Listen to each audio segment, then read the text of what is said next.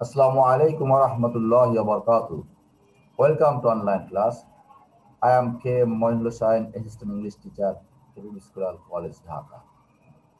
English Grammar. Topic Pre-Passage Narration Part 3. Yes, No, Sir, Madam. আমি কেন এভাবে সাজিয়েছি? কারণ আমরা ইতিমধ্যে শর্ট ন্যারেশনগুলোর উপর ক্লাস দিয়েছি। Sentence wise assertive, interrogative, imperative, operative আমরা দিয়েছি। আমরা প্যাসেজ ন্যারেশন দিকে আগাচ্ছি। প্যাসেজ ন্যারেশন করতে গেলে শর্ট ন্যারেশন দিয়ে করতে হবে, তবে কিছু কিছু রুল শিখে শিখে আগাতে হবে। তাই আমি ধাপে ধাপে এগুলো দেওয়ার চেষ্টা করেছি। ওকে, এখন আমরা ইয়েস, নো, স্যার, ম্যাডাম থাকলে কি করতে হবে এ নিয়ে আমরা আলোচনা করব।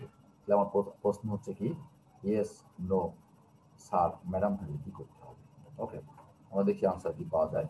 ইয়েস থাকলে অ্যাফার্মেটিভলি রিপ্লাই, অথবা রিপ্লাইড অ্যাফার্মেটিভলি, অথবা রিপ্লাইড ইন দি অ্যাফার্মেটিভ। আমি তিনটা আনসার লিখেছি, তুমি তিনটা যে কোনো একটা, তোমার যেটা ভালো লাগবে তুমি সেটা মিলিয়ে লিখবে। ওকে, দেখি এবার নো থাকলে আমাদের কি করতে হয়, আমরা একটু শিখবো। নো থাকলে আমরা কিভাবে করবো সেদিকে আমরা আগাই।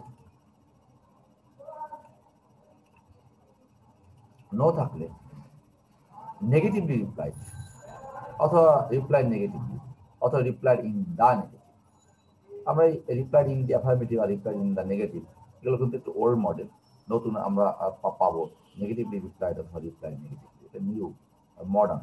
ওকে, স্যার বা ম্যাডাম থাকলে রেসপেক্টফুলি, উইথ রেসপেক্ট অথবা পোলাইটলি লিখতে হয়। তো এখানে আমি একটু স্মরণ করে দিতে চাই, কোনো কোনো টিচার আছে পোলাইটলি লিখে খেপে যায় বা কেটে দেয়। আমি মনে করি এটা ঠিক নয়। বাচ্চাদের ক্ষেত্রে কঠোরতা অবলম্বন করা মোটেও ঠিক হবে না। কারণ আমি প্রশ্ন করব যে কোনো স্টুডেন্ট কি তার শিক্ষকের সঙ্গে বেয়াদবির কথা বলে? না, অবশ্যই প্রত্যেকটা স্টুডেন্ট তার টিচারের সঙ্গে পোলাইটলি কথা বলে। যদি কেউ জোর দিয়ে বলতে চায়, আমি বলবো হ্যাঁ, পোলাইটলি তবে বেশি বেশি রাইট হবে। আর যদি কেউ বলতে চায় না, পোলাইটলি না, উভয়টা সবগুলো সঠিক, তাহলে আমি তাদের সঙ্গে একমত। কেউ যদি বলে যে না, পোলাইটলি লেখা যাবে না, তাহলে আমি জোর দিয়ে বলবো হ্যাঁ, পোলাইটলি লিখতে হবে। কারণ প্রত্যেকটা ছাত্রই তার শিক্ষকের সঙ্গে, প্রত্যেকটা স্টুডেন্ট তার টিচারের সঙ্গে পোলাইটলি, ভদ্রতার সাথে, নম্রতার সঙ্গে কথা বলে। ওকে, ওকে, তাহলে ইয়েস থাকলে অ্যাফার্মেটিভ রিপ্লাইড, অথবা রিপ্লাইড অ্যাফার্মেটিভলি, অথবা replied in the affirmative.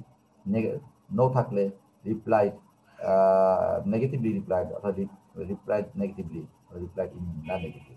Sir বা ম্যাডাম থাকলে আমরা অবশ্যই respectfully, with respect, politely.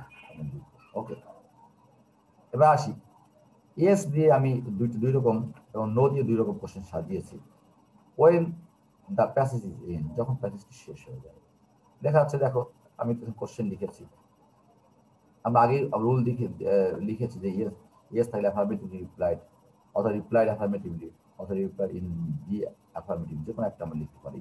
The teacher said to the student, question, the teacher said to the student, have you done your HW today? Have you done your HW today? Yes sir, said the student. তাহলে এখানে শেষ হয়ে গিয়েছে, আর কোনো বক্তব্য নেই। কোনো কোনো ছাত্র প্রশ্ন করে বসতো, স্যার ইয়েস স্যার, এরপরে তো একটা অংশ হয়ে গেলো সেড দ্য স্টুডেন্ট। আমি তাদের সর্বার্থে বলবো, দেখো প্রেজেন্টেশনের ক্ষেত্রে রিপোর্টিং ভাবটা অনেক সময় পরে লেখা হয়, রিপোর্ট স্পিচটা আগে লেখা হয়েছে। এই রিপোর্ট মূলত, এই রিপোর্ট স্পিচটা ছিল পরে, দ্য স্টুডেন্ট সেড এই অংশটা ছিল আগে। তবে ন্যারেশনের ক্ষেত্রে এভাবে লেখা হয়, এটা একটা স্টাইল, কৌশল।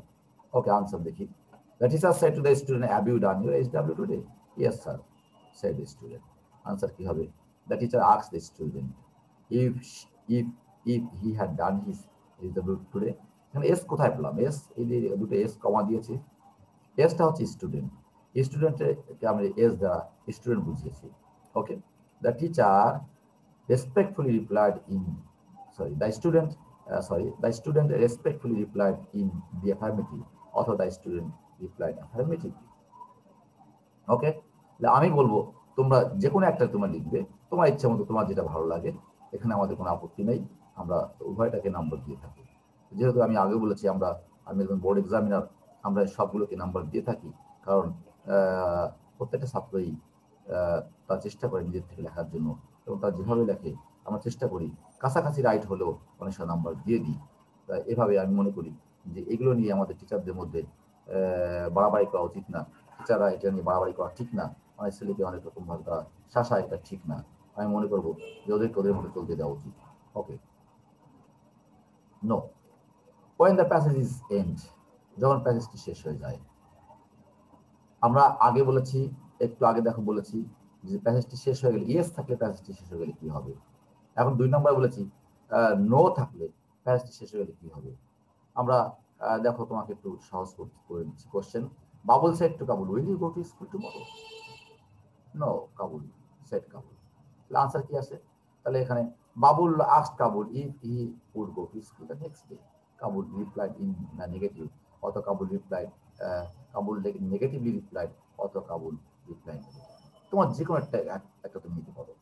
ওকে, তাহলে আমি কি বলেছি যে ইয়েস দ্বারা একটা বলেছি কি, একটু আগে কি বললাম, ইয়েস দ্বারা বলেছি যে যখন শেষ হয়ে যাবে আর ইয়েস এর পর থাকবে না, ওই অংশ রিপোর্টের স্পিচে ইয়েস ওই অংশ পরে থাকবে না, তখন আমাদেরকে ওখানে রিপ্লাইড অ্যাফার্মেটিভলি অথবা রিপ্লাইড ইন দ্য অ্যাফার্মেটিভ রেখে থেমে যাবো আমরা। এরপর আমরা আর কোনো অংশ যোগ করবো না।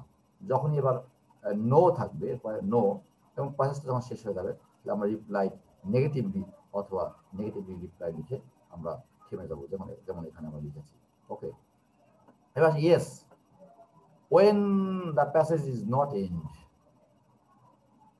হ্যাঁ, যখন প্যাসেজটি শেষ হয়ে যায় না, অর্থাৎ ইয়েস ইয়েস আমরা ইয়েস দিয়ে কাজ করছি আমরা, কিন্তু প্যাসেজটা এখনো শেষ হয়ে যায়নি, ওখানে আরো কিছু আছে, এরকম কিছু বোঝাবে। আমি এখানে ড্যাশ ড্যাশ দিয়ে দিলাম, এর অর্থ হচ্ছে আরো কিছু আছে। তখন আমরা কি করব? আসি কোশ্চেন যে Rina said to Mina, did you go to school yesterday? Yes I went to school, she said. এবার সে ইয়েস বলেছে, এবার আরো কিছু যোগ করে বলছে হ্যাঁ আমি স্কুলে গিয়েছিলাম। তাহলে এখানে আমরা দেখতে পাচ্ছি ইয়েস এর পরেও আরো একটা অংশ রয়ে গিয়েছে। তাহলে আমরা এখানে কি করব?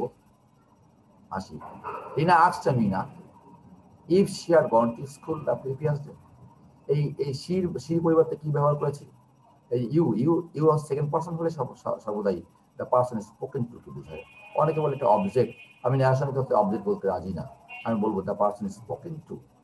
ওকে, Rina asked Mina if she had gone to school the previous day. Mina বলতে বলছে she said, she affirmatively replied that she had gone to school. তাহলে কি হলো? শি অ্যাফার্মেটিভলি রিপ্লাইড দ্যাট, আমি দ্যাট লাল কালি দিয়ে লিখেছি কারণ দ্যাটের পরে আরো একটা অংশ রয়ে গিয়েছে। তার মানে আমরা দেখতে পাচ্ছি যে এখানে যে ইয়েস বা নোর পরে যদি অংশ থেকে যায় তাহলে আমরা তাকে ড্যাট দিয়ে যোগ করে তাকে টেনে নিয়ে যাবো। ওকে, ক্লিয়ার? ওকে, নেক্সট আমরা শেষ প্রান্তে চলে আসছি। No replied in the negative, no থাকলে রিপ্লাইড ইন দ্য নেগেটিভ অথবা নেগেটিভলি রিপ্লাইড অথবা রিপ্লাইড নেগেটিভলি দ্যাট। আমরা দ্যাটটাকে লাল কালি ব্যবহার করেছি কেন? দেখো কোশ্চেনটা খেয়াল করো। Have you offered your prayer today? I said to my cousin. No, I have forgotten, he said. That's bad, I said. We must pray to Almighty every day. প্রশ্ন থাকতে পারে যে আমার কাজিন ছেলে না মেয়ে।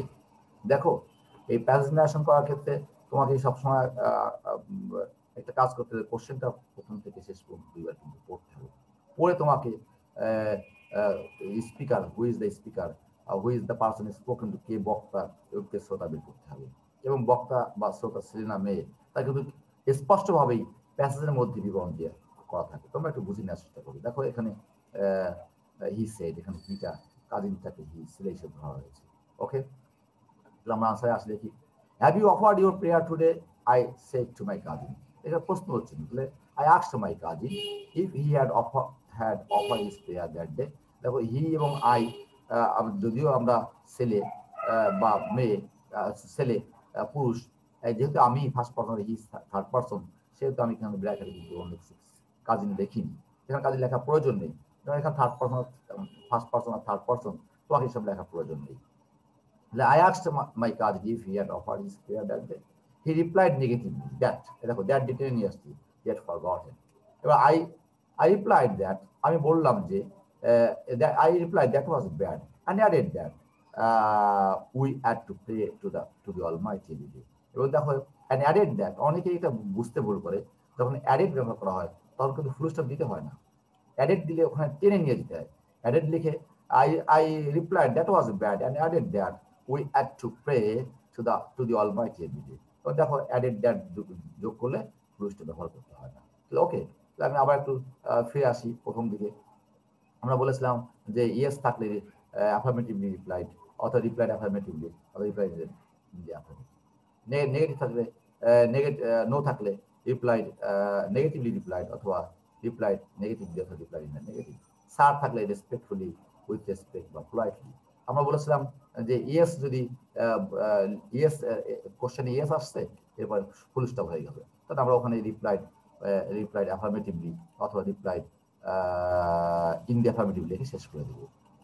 যদি নো লিখে শেষ হয়ে যায় আর কোনো অংশ না থাকে, তাহলে আমরা লাস্ট লিখবো যে হ্যাঁ রিপ্লাইড নেগেটিভলি, অথবা নেগেটিভলি রিপ্লাইড, অথবা রিপ্লাইড নেগেটিভলি। আমরা ওখানে ফুল স্টপ দিয়ে দেবো। যখন ইয়েস এর পরে আরো একটা অংশ থাকবে, তখন আমরা কি করবো, অ্যাফার্মেটিভলি রিপ্লাইড দ্যাট লিখে টেনে নিয়ে চলে যাবো। ওকে ওকে। যখন নো থাকবে, নো থাকার পরে আবার আরো কিছু অংশ থাকবে, তখন আমরা রিপ্লাইড নেগেটিভলি অ্যান্ড দ্যাট লিখে ওটাকে টেনে নিয়ে যাবো। এবং লাস্টে বলেছি যখন আমরা অ্যাডেড ব্যবহার করে আর একটা অংশ লিখবো, তখন আমরা অবশ্যই ফুল স্টপ ব্যবহার করবো না। আমি আশা করি তোমরা বুঝতে পেরেছো। Our class will continue next class on miscellaneous narration. Okay, বিভিন্ন রকম ন্যাশন নিয়ে কালকে আমরা আলোচনা করবো। আমরা আশা করি তোমার ক্লাসগুলো শুনবে। আমার বিনীত অনুরোধ, তুমি এখান থেকে শিখলে আমার এই ক্লাসটার কথা দয়া করে অন্যদেরকে বলবে, অন্যদেরকে শিখাবে। অন্যকে শিখালে জ্ঞান কমে না, বরং জ্ঞান বেড়ে যায়। আমি তোমাদেরকে দিচ্ছি, আমার জ্ঞান কমছে না, আমার জ্ঞান বাড়ছে ইনশাল্লাহ। আসসালামু আলাইকুম ওয়া রাহমাতুল্লাহি